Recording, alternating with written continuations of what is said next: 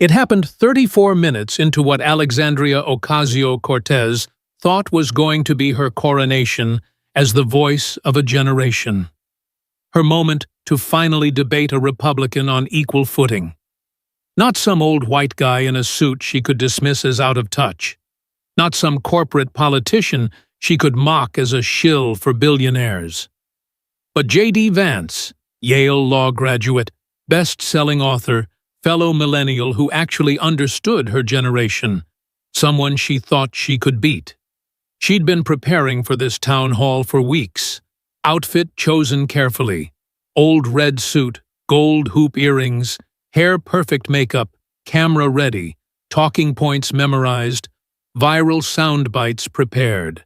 Her staff had war-gamed every possible question, crafted responses designed to create clips that would dominate social media for Dow. This was going to be her moment. 62 million people watching live on CNN. A chance to educate America about democratic socialism, about the Green New Deal, about why her generation demanded bold action on climate and healthcare and inequality. A chance to expose the Republican vice president as just another defender of the status quo.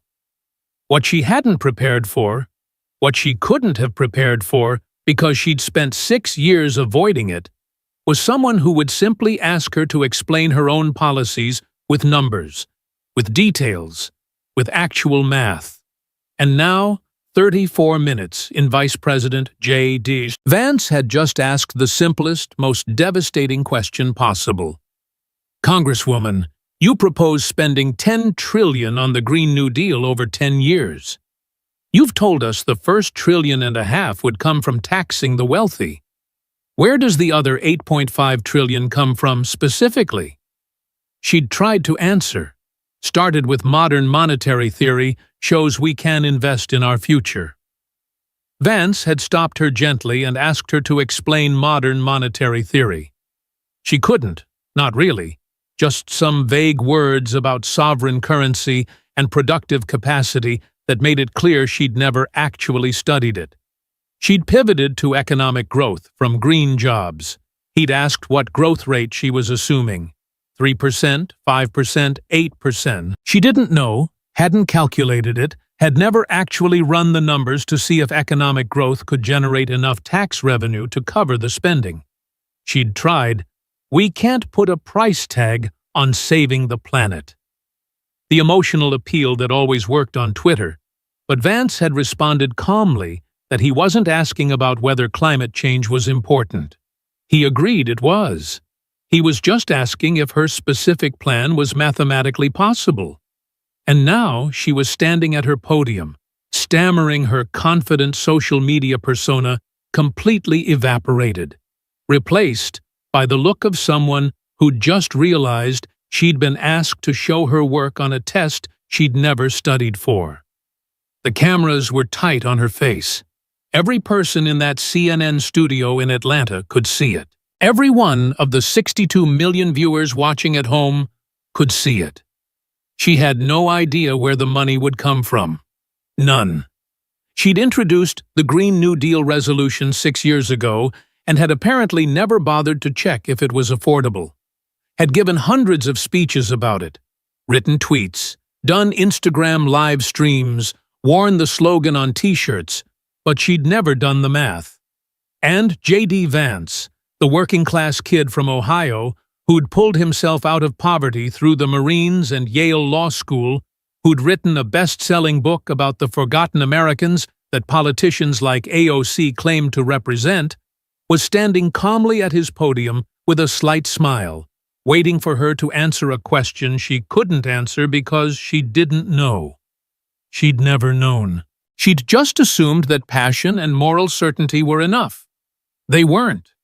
But to understand how we got to this moment, to this frozen second where Alexandria Ocasio-Cortez's entire political brand started crumbling on live television, we need to rewind. Not far, just 4 minutes back to when she walked onto that stage, thinking she was about to have her finest hour. 2 weeks earlier, CNN had announced something unusual. A special town hall event billed as generational debate. Two millennial leaders. Two visions for America. On one side, Vice President J.D. Vance, 41ers. 1 year old, Marine veteran, Yale law graduate, venture capitalist turned senator turned vice president, author of Hillbilly Elegy, the memoir about growing up poor in Appalachia that had become required reading for people trying to understand the forgotten working class. On the other side, Representative Alexandria Ocasio-Cortez, 35 years old, Democratic Socialist, member of the Squad, co-sponsor of the Green New Deal, social media phenomenon with millions of followers, the face of the progressive movement, the youngest woman ever elected to Congress. Same generation, wildly different politics, both claiming to represent working Americans. CNN had been promoting it relentlessly. The future of American politics, a clash of ideologies, who speaks for millennials. AOC had accepted immediately. This was exactly the kind of platform she thrived on. Town hall format meant she could connect emotionally with the audience, could tell stories, could make people feel something. And Jake Tapper moderating meant a journalist she could work with, not some Fox News host trying to ambush her. Her team was ecstatic. This was a chance to take on the Republican VP directly, to show America that her vision, bold, transformative, uncompromising, was what the country needed. They'd spent years being told they were too radical, too unrealistic, too extreme. Now they'd proved the critics wrong. Behind the scenes at the White House, Vance's team was equally pleased, but for different reasons. They'd spent weeks preparing, not with talking points and sound bites, with spreadsheets, with policy analyses, with detailed examinations of every piece of legislation AOC had introduced in her 6 years in Congress. Vance had personally reviewed it all, every bill, every amendment, every resolution. He'd run the numbers, calculated the costs, identified the gaps, the places where passionate rhetoric met mathematical impossibility. And there were a lot of gaps because AOC had spent 6 years in Congress introducing sweeping legislation that sounded transformative, but was actually just collections of aspirational goals with no implementation plans.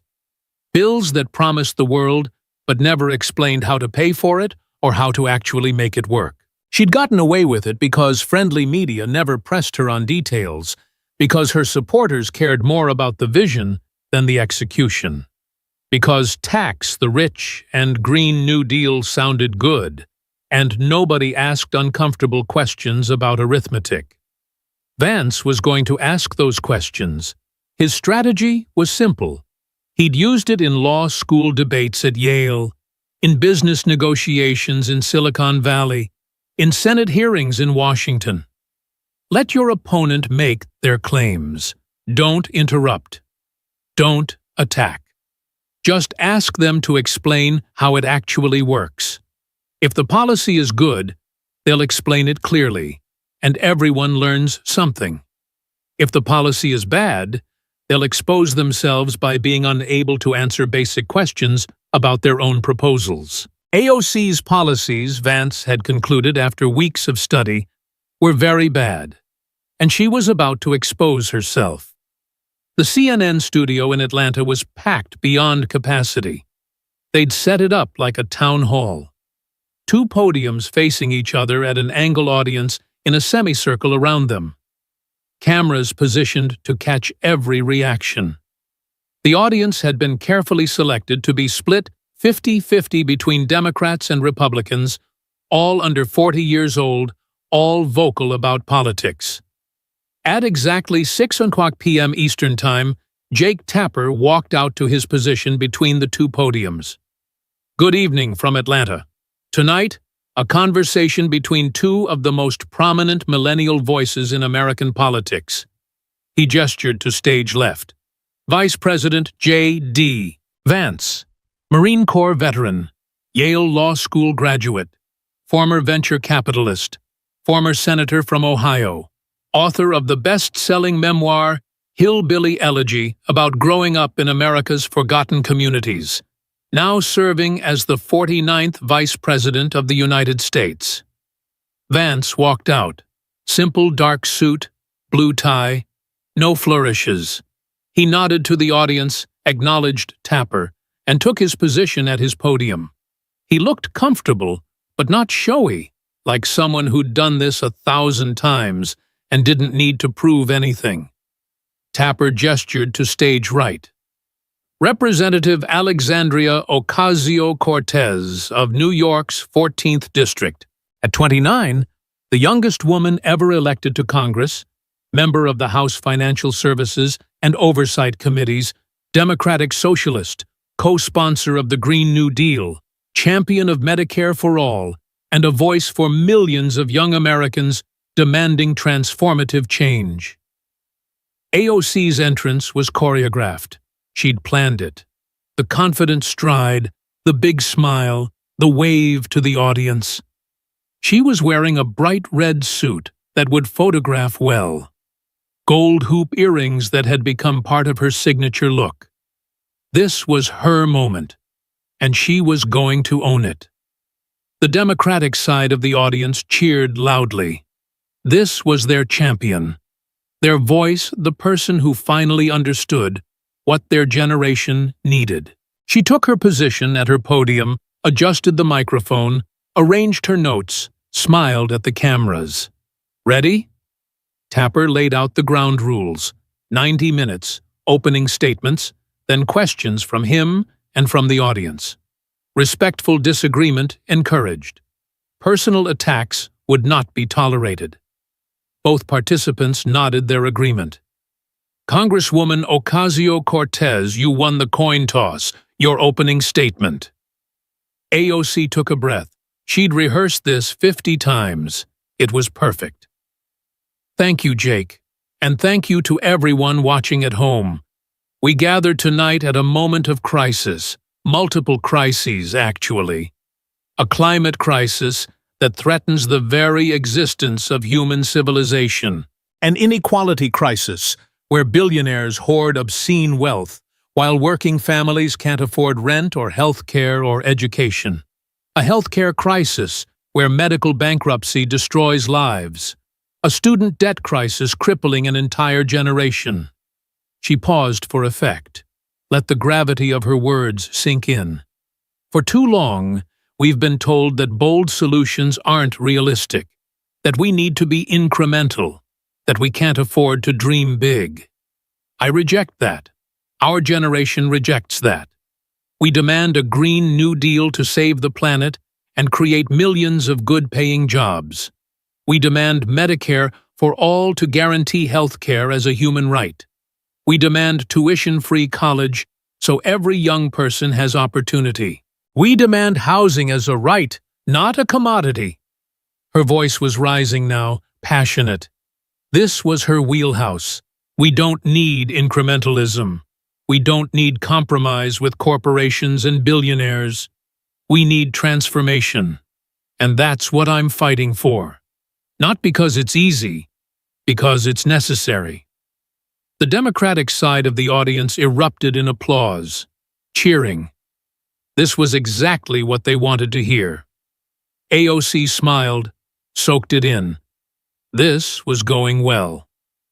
Tapper turned to Vance. Mr. Vice President, your opening statement. Vance looked out at the audience. His voice when he spoke was conversational, not the practiced speech-giving tone, just someone talking to other people. Thank you, Congresswoman Ocasio-Cortez. I actually agree with a lot of what you just said. Climate change is real, and we should address it. Healthcare costs are too high, and we need to fix it. Education is too expensive, and we need to make it more affordable. Those are real problems. He paused. Where we disagree is on solutions. You believe in slogans. I believe in solving problems. You believe in what sounds good on Twitter. I believe in what actually works. You believe in bold proposals that don't need to explain how they'd be paid for or implemented. I believe in asking the hard questions before spending trillions of dollars. AOC's smile tightened slightly. This wasn't the Republican response she'd expected.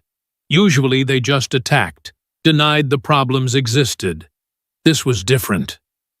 Vance continued, "So tonight I'm going to do something very simple. I'm going to ask you to explain your own policies. That's it. No personal attacks. No gotcha questions. Just explain how the things you've proposed would actually work with numbers, with details, with honest acknowledgement of trade-offs and costs." He looked directly at her. "If your policies are good, you'll be able to explain them. If they're not, that'll become obvious too." He turned to the audience.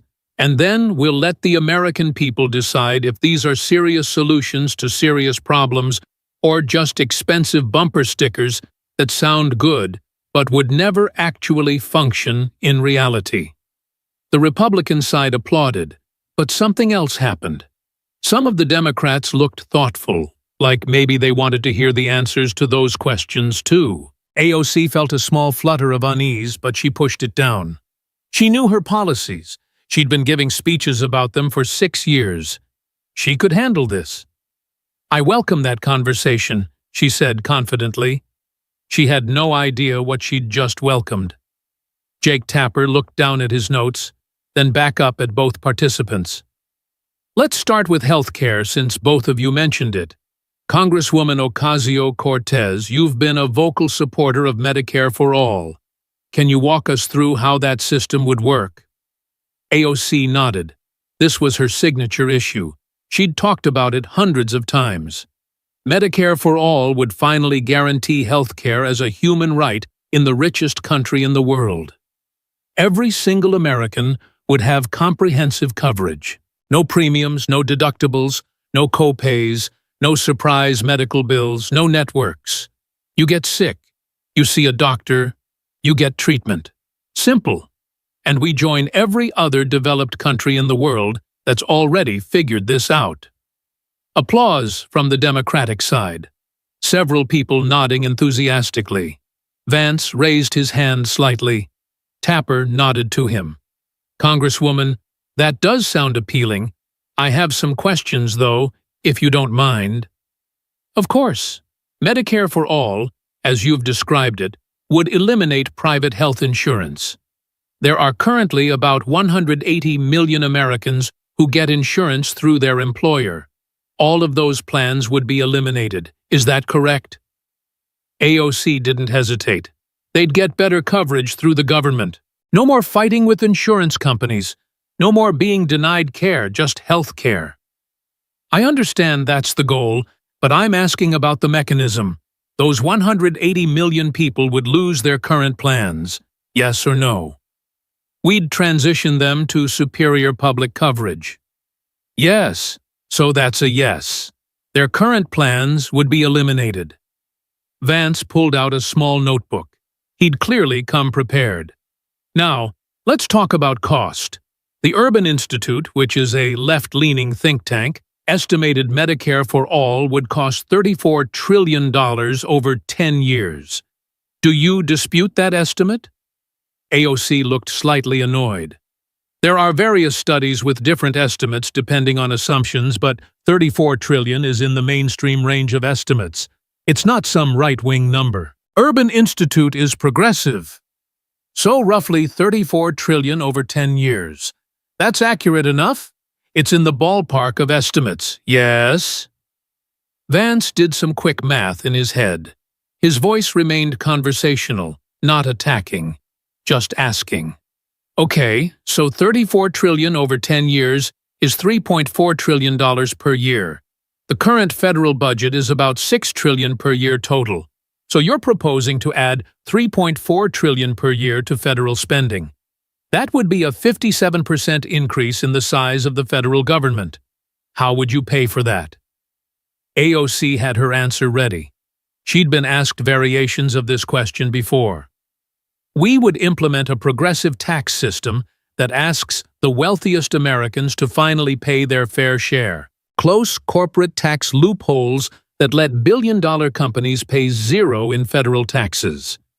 Implement a financial transaction tax on Wall Street speculation, and we'd actually save money by eliminating the profit motive and administrative waste in our current system. It sounded good. She'd delivered it confidently. But Vance was already pulling out more notes. Let's walk through that. Elizabeth Warren's wealth tax proposal is probably the most aggressive wealth tax that's been seriously proposed. It would raise about $3 trillion over 10 years, according to most estimates. That's $300 billion per year. You need $3.4 trillion per year. Where does the other $3.1 trillion come from? AOC felt the first hint of the trap. Closing corporate loopholes would raise hundreds of billions.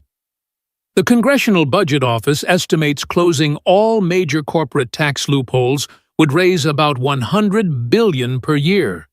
So now we're at $400 billion out of $3.4 trillion. Still need $3 trillion more per year. What else? The financial transaction tax on Wall Street trades would raise maybe $50 billion per year, according to CBO estimates. And that's assuming it doesn't significantly reduce trading volume, which it almost certainly would.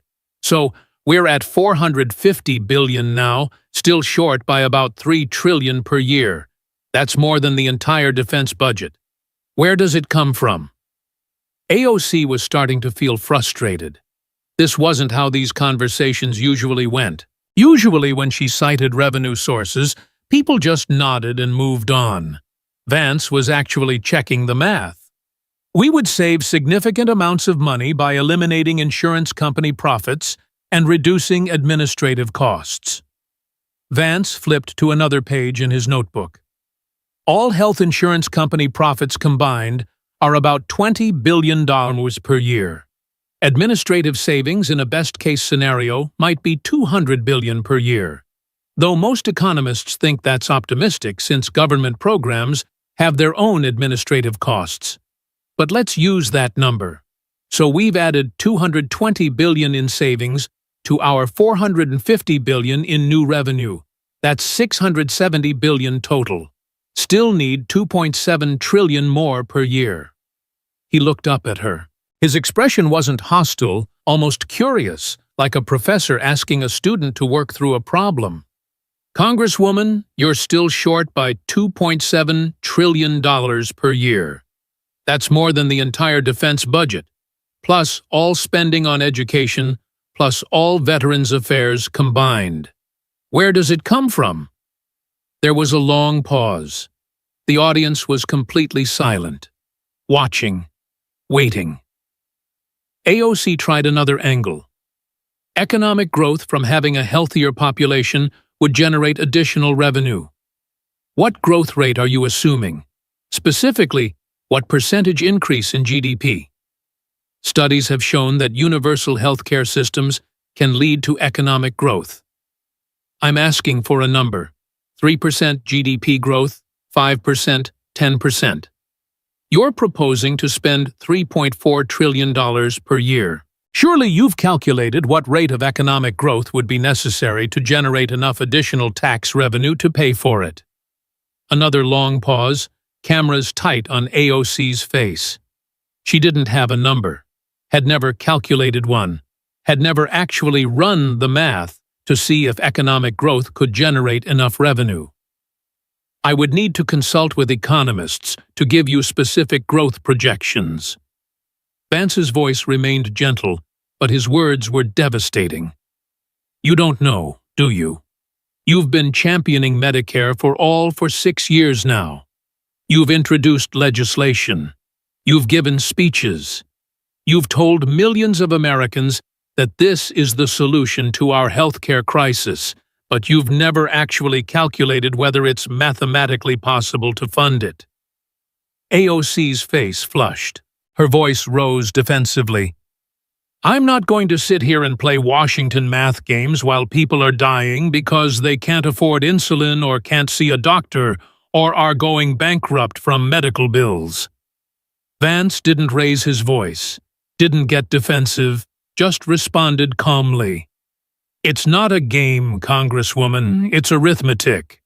You're asking the American people to trust you to reorganize 1/6 of the entire economy, to eliminate health insurance for 180 million people, to spend $3.4 trillion per year of their money.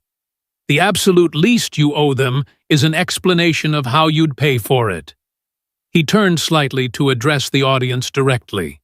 If someone came to any of you asking to borrow $3.4 trillion per year, but couldn't explain how they'd pay you back, would you give them that money? Several people in the audience shook their heads, even some on the Democratic side. AOC tried to respond. The moral imperative of health care as a human right? I'm not questioning the moral imperative. I'm questioning whether your specific plan is viable. And based on this conversation, I don't think you actually know if it is because you've never done the math. Silence. Uncomfortable silence. AOC had no response because he was right. She'd never done the math, had never needed to. Passionate speeches and moral appeals had always been enough until now. Jake Tapper, sensing the tension, tried to move forward. Let's shift to another topic. The Green New Deal. Congresswoman, this has been your signature legislative proposal. Can you walk us through what it would entail? AOC was grateful for the subject change. This was her territory, her creation. The Green New Deal is a comprehensive plan to address the climate crisis while creating millions of good-paying union jobs. We would transition to 100% renewable energy within 10 years. Retrofit every building in America to be energy efficient. Build out high-speed rail so we can move away from air travel. Guarantee good jobs for anyone who wants them. Provides support for communities that have depended on fossil fuels. It's the only climate plan that matches the scale of the crisis we face. Vance waited until she finished, then asked simply, how much would it cost? Estimates vary depending on, give me your estimate roughly. Are we talking 1 trillion, 10 trillion, 50 trillion?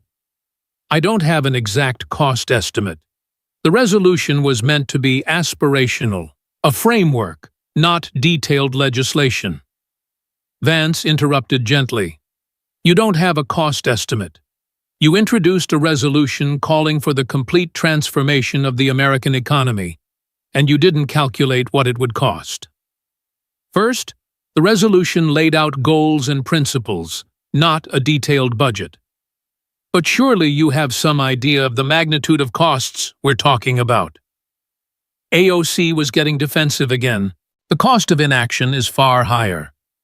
I agree. We should act. I'm asking about your specific plan. The American Action Forum, which is admittedly a conservative think tank, so take this with appropriate skepticism, estimated $93 trillion over 10 years. Does that seem wildly off to you? That's a right-wing group trying to make it sound expensive. What's your estimate then? Silence. She didn't have one. Vance pulled out his notes again. Let me walk through some basic calculations. Your Green New Deal resolution calls for upgrading all existing buildings in the United States to meet energy efficiency standards. There are about 140 million buildings in America, houses, apartments, offices, stores. The average cost for a deep energy retrofit is around $30,000 per building. That's $4.2 trillion just for the buildings.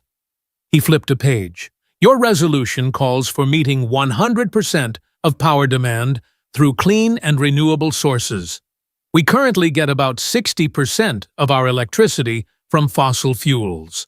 Replacing all of that with solar, wind, and battery storage would cost approximately $6 trillion, according to Department of Energy estimates. So, we're at $10.2 trillion just for those two items. Another page. Your resolution calls for building out high-speed rail at a scale where air travel becomes unnecessary. There are currently about 30,000 miles of high-speed rail in the entire world. China, which has built more high-speed rail than anyone, spent roughly $2 trillion building 25,000 mirs. To build enough in America to actually replace most air travel, you'd need at least $3 trillion. We're now at $13.2 trillion. Vance looked up. And we haven't even covered the jobs guarantee, the universal health care that's also in the resolution, the housing guarantee, or any of the other provisions. So $93 trillion doesn't seem crazy, does it? AOC was stammering. Now, those are inflated numbers based on your own resolution. You proposed these things. I'm just multiplying units by cost estimates from government agencies. What am I getting wrong? She had no answer because he wasn't getting it wrong. She just never bothered to check. Vance continued. His voice stayed calm, educational, almost like a teacher walking through a difficult concept. $93 trillion over 10 years is $9.3 trillion per year. America's entire gross domestic product is about $25 trillion per year. You're proposing to spend 37% of the nation's entire economic output annually on this one program. He let that number hang in the air. To put that in perspective, the entire federal government currently spends about 24% of GDP. You'd be adding another 37% on top of that. We'd be at 61% of GDP going through the federal government. That would make the U.S. government larger than any government in world history as a percentage of the economy. He looked at the audience. How many of you want the government controlling 61% of the economy? No hands went up, not even on the Democratic side. Vance turned back to AOC. See, here's the problem with aspirational frameworks that skip the math. They sound wonderful until you actually have to implement them. Then you discover they'd require tax rates nobody would accept for benefits. Nobody can calculate using technology that doesn't exist yet on a timeline that's impossible. AOC was visibly frustrated. You're just using Republican talking points. I'm using a calculator. That's not Republican or Democrat. 2 plus 2 equals 4 regardless of your politics. Jake Tapper tried to move the conversation forward, but Vance had established a pattern. Every time AOC made a sweeping claim about what she'd do, he'd ask how. Every time she cited a policy, he'd ask about costs and trade-offs. Every time she tried to pivot to emotion, he'd gently but firmly redirect to substance. And she was floundering.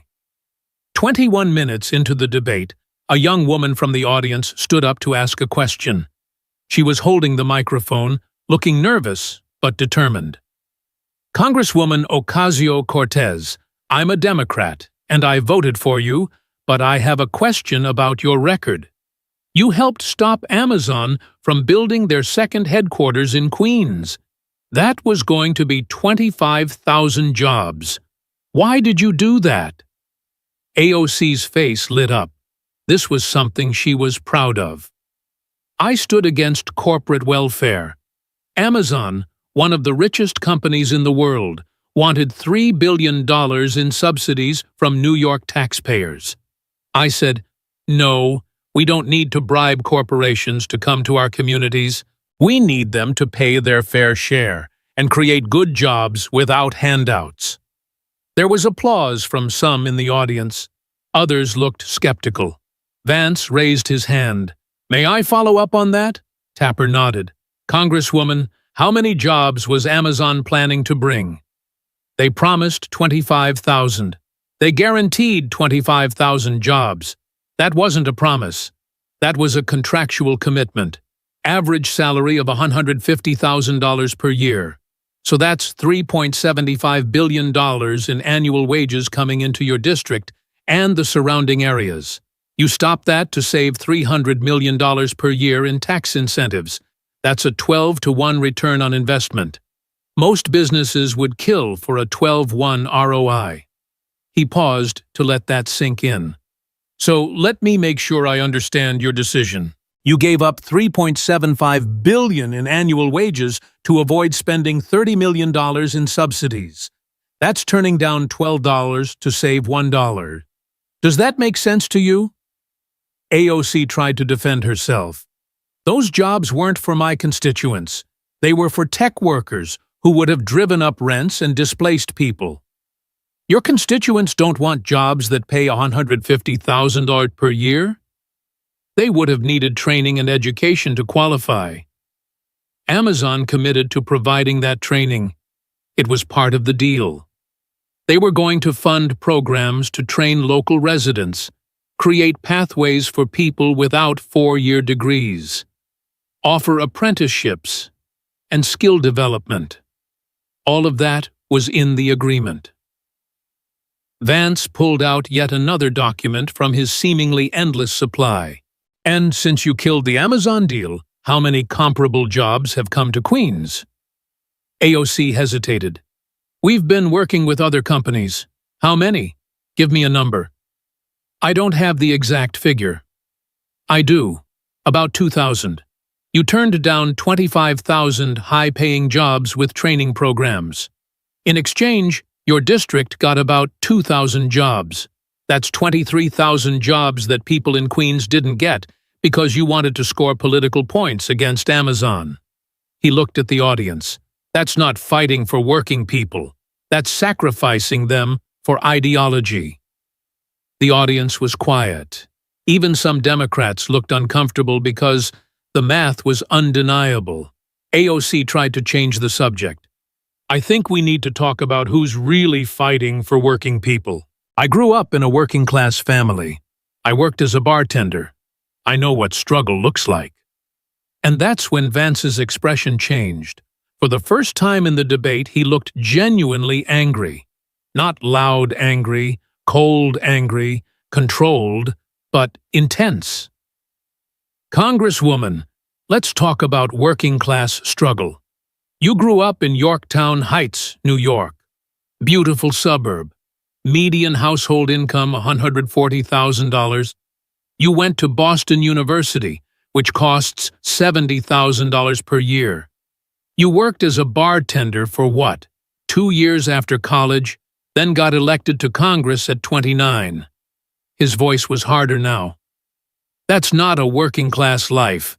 That's an upper-middle-class kid who had a working-class job for a minute and turned it into a political brand. The audience drew in a collective breath. This was different, personal. Vance continued the intensity building. I grew up in Middletown, Ohio. My mother was a drug addict. My father left. My grandparents raised me in a house where we didn't always know if we'd have electricity or running water. We were poor, actually poor, not bartended for 2 years poor. Like sometimes we didn't eat poor. I joined the Marines because I had no other options, used the GI Bill to pay for college, worked full-time through Yale Law School. Every job I've had, I needed it to survive. Not for experience or stories or my political brand, for food, for rent, for basic survival. He locked eyes with her. So when you talk about working-class struggle, I lived it. You cosplayed it for Instagram. The silence in the room was absolute. Nobody moved. Nobody breathed. Vance wasn't done. And here's what really burns me about your politics. The policies you propose would destroy the actual working class. Not the Twitter version, not the viral clip version. The real people who work with their hands and worry about bills and can't afford the luxury of aspirational frameworks. Your Green New Deal would ban fossil fuels. Know who works in oil and gas pipe fitters, welders, electricians, truck drivers, working-class people from Pennsylvania and Ohio and West Virginia who don't have trust funds or college degrees. They need those jobs. But your plan eliminates them with no real alternative. Your Medicare for all would eliminate private insurance. Know who works in health insurance? 500,000 people, claims processors, customer service reps, network coordinators, working-class jobs. Where do they go when you eliminate their industry? Your $15 minimum wage sounds compassionate. Know what happens? Small businesses can't afford it. They cut staff. Young people can't get entry-level jobs. Teen unemployment spikes. I've studied the data. It's clear. His voice rose slightly. You propose these sweeping policies that sound good at rallies, but they hurt the very people you claim to fight for because you've never actually had to live with the consequences of policy. You went from a nice suburb to a private university to Congress. You've never experienced what it's like when bad policy destroys communities. He paused. Let the emotions settle. I have. My family has. My town has. We've lived through factories closing and jobs disappearing and an opioid crisis that killed people I grew up with. We know what happens when policy sounds good, but doesn't work. He looked at her, then at the audience. You know what it's like to get likes on Twitter, to go viral, to be praised by celebrities and activists. That's your experience of working-class struggle. Mine was watching my mother overdose, wondering if we'd have food, joining the military because it was the only way out. So, don't lecture me about working-class values, and don't pretend your policies help working people when the math shows they destroy working-class jobs and communities. The audience didn't applaud. Too stunned, too raw. AOC looked like she'd been slapped. Her hands were gripping the podium. Her face was red. She wanted to respond, but couldn't find words because everything he'd said was true, and everyone in that room knew it. Jake Tapper, clearly shaken by the intensity of that exchange, tried to regain control of the conversation. Let's take a breath and move to our next topic. We have time for one more substantive exchange before closing statements. Vance nodded. His intensity had subsided, back to the calm, methodical persona. I'd like to return to the Green New Deal if that's okay, Jake.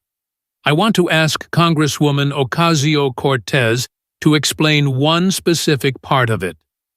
Tapper looked at AOC. She nodded, though she looked wary. Congresswoman, your Green New Deal resolution includes a jobs guarantee.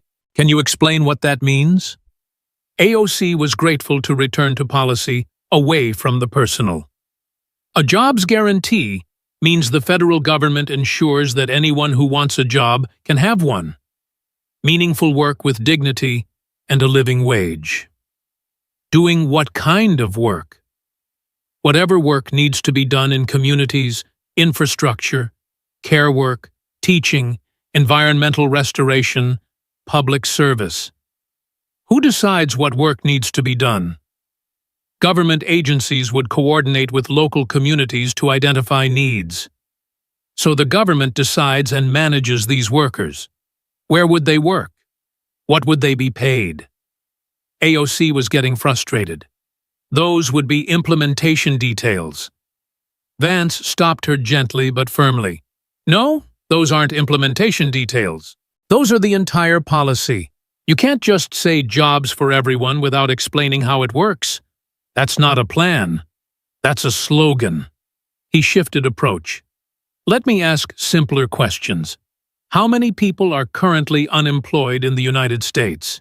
AOC clearly didn't know. I would need to check the current Labor Department numbers. About 6 million. So, a jobs guarantee would need to employ at least 6 million people immediately. Right. Otherwise, it's not guaranteeing jobs for everyone in a full implementation. Yes. What's the average federal government salary? It depends on the position on average roughly. Maybe $50,000. Okay, so 6 million workers times 50,000 each. That's $300 billion per year just in salaries. Then add benefits, which for government workers are usually another 30%. Management costs, facilities, equipment, training. Figure at least $400 billion total per year. Vance looked at her directly. Where does the $400 billion come from? Which taxes increase? AOC had no answer. Again, it's an investment in people. That's not an answer to my question. Where does the $400 billion come from? You're proposing it. You must know how it's funded. Silence. Vance pressed on, his voice still calm but relentless. And here's another question. Who would take these guaranteed jobs? Would it be mandatory? If someone is unemployed but refuses a guaranteed job, do they lose unemployment benefits, or can they just choose not to work and keep getting benefits? AOC was stammering. There would be incentives to participate, so people could refuse the jobs. Then it's not really a guarantee, is it? It's just a very expensive jobs program that people can opt out of. The idea is that the jobs would be desirable enough that, but who defines desirable? What if the guaranteed job is miles from someone's home? What if it's not in their field? What if they don't want to work for the government? Do they have to take it or lose benefits? Every question exposed another gap, another thing she hadn't thought through. Vance wasn't being mean. He was being thorough, asking the questions that any serious legislator would need to answer before implementing a policy. And AOC had no answers because she'd never actually worked through any of it, had just liked how jobs guarantee sounded. Vance stepped back, looked at the audience. This is the pattern, folks. The Congresswoman proposes sweeping transformations of American society. When asked how they'd work, she doesn't know. When asked what they'd cost, she doesn't know. When asked how they'd be paid for, she doesn't know. But she's absolutely certain they need to happen. He turned to AOC. Congresswoman, you've been in Congress for 6 years. You sit on the Financial Services Committee. You've introduced major legislation. You've given countless speeches about transforming America, but you can't answer basic questions about your own proposals. You don't know what they cost. You don't know how they'd be funded. You don't know how they'd be implemented. You don't know who would manage them. You don't know what trade-offs they'd require. You just know they sound good. They feel right. They make you popular on social media. His voice was quiet, but devastating. That's not governance. That's performance art. And America deserves better. The final 20 minutes of the town hall were painful to watch. Jake Tapper tried to give AOC chances to recover, asked her about other issues, gave her soft questions about her vision for the future, but she'd been exposed. Every answer now sounded hollow. Every passionate speech rang false after what had just happened. The audience questions were brutal, even from Democrats. A young man stood up. Congresswoman, I'm a progressive voter, but after hearing this conversation, I don't understand how any of your proposals would actually work. Can you point to one piece of legislation you've introduced that has detailed funding mechanisms and implementation plans? AOC couldn't, a woman in her 30s. You talk about taxing the rich, but Vice President Vance showed that wouldn't raise enough money. Where does the rest come from? Are you proposing higher taxes on the middle class? AOC tried to dodge. Vance gently brought it back. That's actually a really good question. Are you proposing middle-class tax increases, yes or no? She wouldn't answer directly, which was an answer in itself. A college student. I supported the Green New Deal, but I never knew it would cost that much. How did you introduce it without knowing the cost? AOC had no good answer. By the time they got to closing statements, she looked diminished. The confident social media star from the beginning of the night was gone. Her closing statement was defensive, about how Washington insiders try to kill bold ideas with math, about how we can't be afraid to dream big, about how the moral urgency of the crisis we face demands action, not analysis paralysis. It landed flat, because everyone had just watched her fail to explain her own policies. Vance's closing statement was simple. I want to thank Congresswoman Ocasio-Cortez for being here tonight. I know this wasn't easy. These are hard conversations, but they're necessary conversations because governance isn't about slogans or viral moments or making people feel good. It's about solving problems, real problems for real people. That requires more than passion. It requires competence, knowledge, the ability to actually understand how policy works, to do the math, to think through second and third order consequences, to make trade-offs, to be honest about costs and benefits. He looked directly at the camera. The American people deserve leaders who've done their homework, who know what their proposals would cost, who can explain how they'd be implemented, who understand that good intentions aren't enough. Tonight, I asked the Congresswoman to explain her own policies. She couldn't. And that should concern everyone who cares about good governance. Simple, direct, devastating. Within hours, the internet exploded. The clips were everywhere. Twitter, TikTok, YouTube, Instagram, every platform simultaneously. You don't know your own tax rate. 67 million views in 2 hours. You cosplayed working class struggle. 89 million views. The full breakdown of Green New Deal math. 134 million views. That's performance art, not governance. 78 million views. The sequence where AOC couldn't explain the jobs guarantee. 56 million views. Conservative media went into overdrive. Vance destroys AOC with facts and logic. Bartender gets economics lesson from scholar. When socialism meets math, math wins. They played the clips on endless loop, brought on economists to confirm Vance's numbers were accurate, marveled at how thoroughly AOC had been exposed. But the more interesting reaction came from the left. Liberal outlets tried to spin it. Vance's aggressive debate tactics raise questions. AOC faces unfair standard on policy details. Why Republicans weaponize math against progressive ideas. But even they couldn't really defend her performance. The questions Vance had asked weren't unfair. They were basic. How much does it cost? How would you pay for it? How would it work? Those aren't gotcha questions.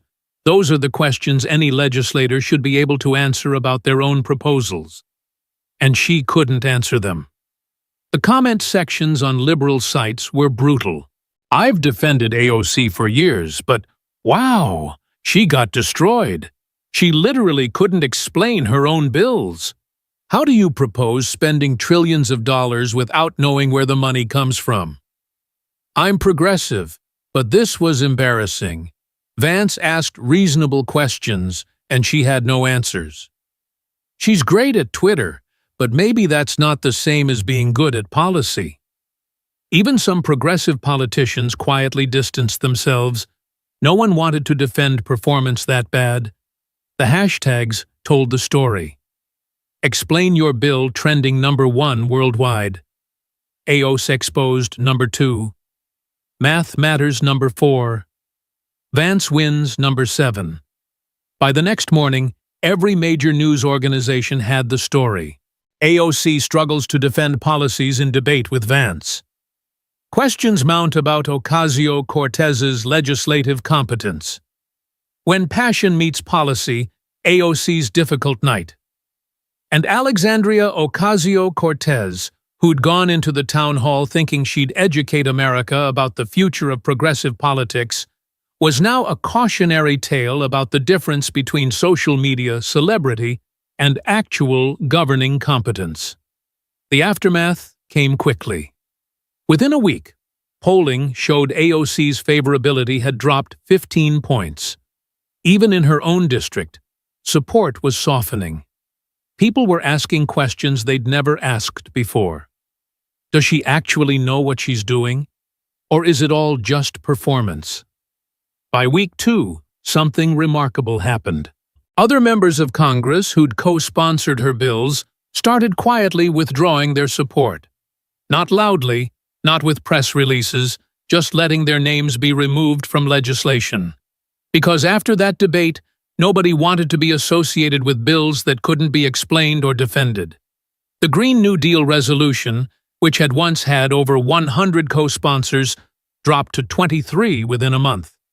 Medicare for All, which she'd championed, suddenly couldn't find anyone willing to defend it in the specific form she'd proposed.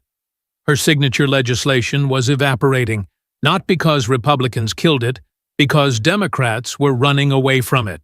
By the end of the first month, a primary challenger announced, a moderate Democrat, former city councilwoman, someone who actually lived in the district and knew the neighborhood. Her announcement video was pointed. I've lived in Queens my whole life. I've raised a family here, built a business here, served on the city council for 8 years. I know this district. I know what we need. We need serious representation, not social media celebrity, not someone who can't explain their own policies, real leadership for real people. The video went viral in a different way than AOC's videos used to. This felt authentic. Real AOC tried to fight back, gave interviews claiming she'd been ambushed, that Vance had used unfair tactics, that expecting her to have all the numbers memorized was an impossible standard. But that just made it worse, because Vance hadn't asked for memorized numbers. He'd asked her to explain her own proposals in rough terms to show she understood the basic mechanics and costs, and she couldn't. By month 3, major Democratic donors started pulling support, not because they disagreed with her values, because they'd realized she wasn't actually capable of turning those values into effective policy. The Squad, her group of progressive allies in Congress, stopped defending her so vigorously. They were worried about being dragged down by association. National progressive groups that had championed her started hedging. Maybe putting all their eggs in the AOC basket wasn't smart after all. 6 months after the debate, Alexandria Ocasio-Cortez held a press conference in her district. She looked tired. The energy that usually radiated from her was dimmed. After much consideration and conversations with my family, I've decided not to seek re-election to Congress. I'm proud of the work we've done to shift the conversation in Washington, to make bold ideas part of the mainstream debate, to inspire young people to believe change is possible. But I think I can be most effective continuing that work outside of elected office, through organizing, through movement building, through direct action in communities. The standard politician exit speech couched in positive terms, but everyone knew the truth. She couldn't win, not after being exposed so thoroughly, not after showing she couldn't defend her own policies. Better to quit with some dignity than lose a primary by 30 points. Her replacement in Congress was the moderate Democrat who'd challenged her, a woman with actual policy expertise who could explain how her proposals would work, who'd done the homework. And J.D. Vance went back to being vice president. His role as educator in that town hall debate, becoming a case study that would be taught in political science classes for years, not because he'd been mean or aggressive or used tricks, because he'd simply asked someone to explain their own policies and they couldn't do it. 1 year later, a political science professor at Yale invited Vance to speak to her class. The topic was policy development and political communication. The subtopic was inevitably the AOC debate. A student raised her hand during Q&A. Mr. Vice President, do you feel bad about what happened to Congresswoman Ocasio-Cortez's career after that debate? Vance thought for a moment. No, I don't. She spent 6 years introducing legislation she hadn't thought through. proposing policies that would cost trillions without knowing how to fund them, giving speeches that inspired people but couldn't be implemented. I asked her basic questions. How much does it cost? How would you pay for it? How would it work? Those aren't unfair questions. Those are the bare minimum questions any legislator should be able to answer. He paused. If asking someone to explain their own bill destroys their career, the problem isn't the questions. The problem is they never should have been proposing legislation they didn't understand. Another student. But don't you think expecting detailed knowledge of funding mechanisms and implementation plans is setting too high a bar? Most legislators don't know all those details. Vance shook his head. Most legislators know the broad strokes. They can explain in general terms how things would be funded and how they'd work. They've done enough homework to defend their proposals. Congresswoman Ocasio-Cortez couldn't do that. Not because I asked unfair questions, because she'd never bothered to learn. She'd built a career on passion and viral moments without doing the underlying work. And that's not governance, that's performance. And America deserves better than performance. A third student. What should people learn from what happened? Vance considered the question carefully. That passion isn't enough. That good intentions aren't enough. That moral certainty isn't enough. Governance requires competence, knowledge, the ability to actually understand how policy works, and to think through consequences. AOC confused Twitter popularity with policy expertise. She thought because millions of people liked her posts, her policies must be sound. But those things aren't related. Social media rewards performance. Governance requires substance. And when you can't provide substance, eventually someone will ask you to explain yourself. I hope future leaders learn from what happened. Do your homework. Understand your own proposals. Be able to explain how they'd work. Know what they'd cost. Think through trade-offs. Because if you can't defend your policies when someone asks basic questions, you're not ready to be a legislator. You're just playing one on TV. The AOC town hall became case study material across multiple disciplines. Political science courses taught it as an example of how celebrity politics differs from substantive governance, how social media fame can create the illusion of policy expertise, how voters sometimes confuse passion with competence. Economics departments used it to teach policy analysis, showed how to evaluate whether ambitious proposals are mathematically feasible, how to identify gaps between rhetoric and reality. Law schools incorporated it into courses on legislative drafting as a warning about proposing bills without understanding their mechanics. Business schools used it in negotiations and communications courses. Vance's technique of asking simple questions and letting the other side expose their weaknesses became a teaching tool. The clips were watched hundreds of millions of times total, analyzed from every angle. The moment Vance asked where the $8.5 trillion would come from. The pause when AOC couldn't answer. The working class comparison. The jobs guarantee sequence. And AOC herself largely disappeared from national politics.